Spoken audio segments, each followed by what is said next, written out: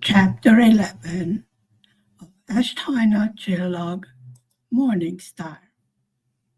The years went by, and the situation in Hungary grew more and more tense. There were rumors of some revolutions and freedom fights, and even some gains made forward toward independence from Russia. But since all channels of communication were censored, there was very little that could be taken as the truth. Only those news items that Russia wanted the Hungarian people to hear were aired. And certainly, no news of being unsatisfied with the wonderful and brilliant social government regime were allowed. There was Radio Free Europe, BBC, and some other radio stations that could manage to get past the Hungarian blocking their services. But it was hard to understand what they said from all the static. And it was even harder to give much truth to what was being said. The situation of the young students fresh out of the universities was hopeless. Not much chance for a decent job or pay, no place to live, so they can start a family, and certainly no appreciation by the society for their knowledge and learning. Most of the highly educated members of the society were near poverty levels, as was the family of Morningstar. Terror and poverty were the ruling elements by 1956.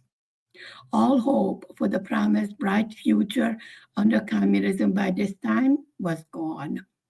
Only bitter memories, pain, and hunger in the face of the disillusioned masses. People were starting to voice their dissatisfaction of the way things stood. Rákosi, without backing of his stalwart support Stalin, was not able to handle the situation. He made one great mistake upon another. More restrictions, no chance for travel, no hope left in the people, all led the way for what was about to happen. There was no way to escape from all of these negative facts, no way out. People can be held down and kept in fear for only so long before they start to rebel against their keepers.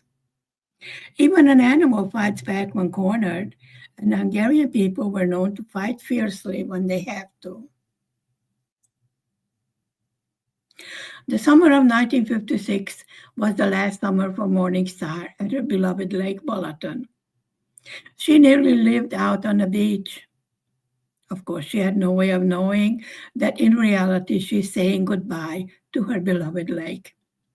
She just felt a strong urge to be near her lake and to sit on the shore with her feet in the water.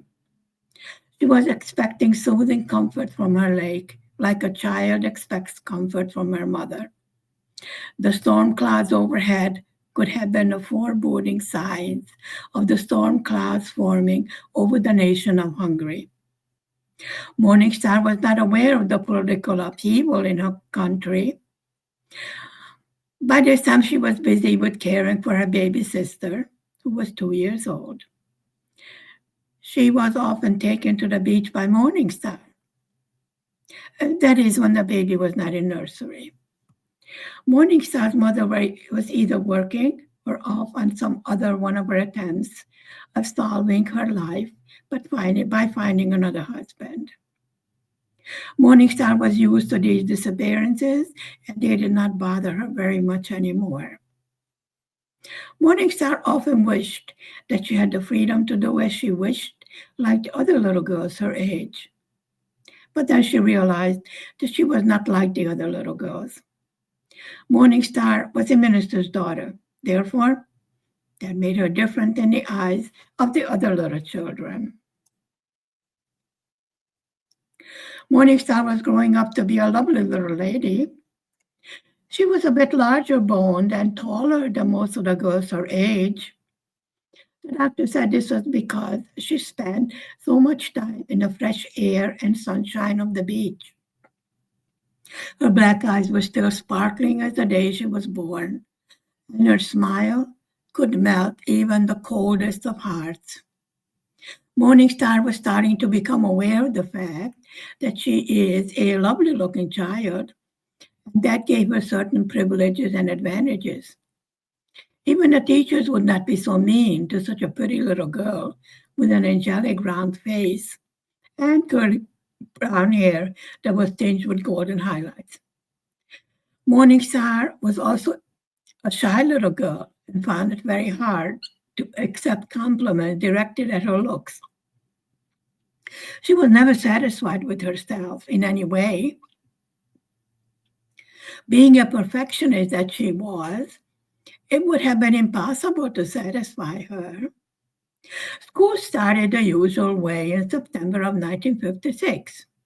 And the only problem that Morningstar had with school was that her dreaded principal would be her French teacher.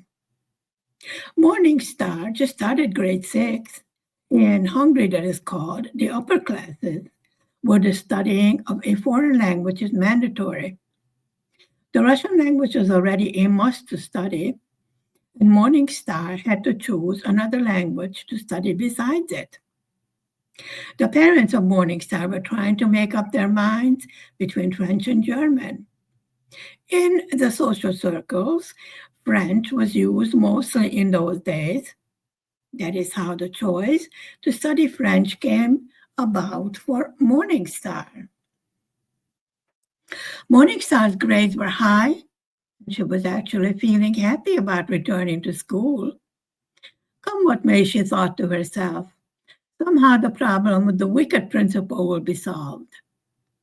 Morningstar's older brother was having very serious problems in school by now because of his behavior and his violent outbursts. Morningstar's little baby sister spent her days in the nursery along with the other babies whose mothers worked. It was a miracle that a place was able to be found for the little girl. One of Morningstar's relatives was a nurse in the nursery, and that is how she was able to gain admittance for the baby. Even with Morningstar's mother working and having an extra income in the house, things did not get any easier in the house of Morningstar.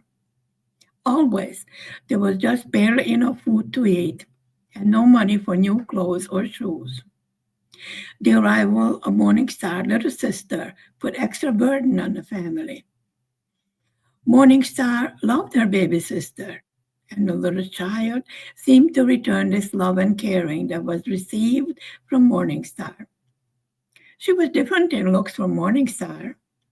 While the little girl's older brother and Morningstar were dark-haired and dark-eyed, this little girl had blonde hair and lighter, golden-colored eyes. Actually, she looked bald in her baby pictures. Her hair was so blonde. And she did have a big mouth, Morningstar thought to herself. Oh, did she ever? End of chapter 11.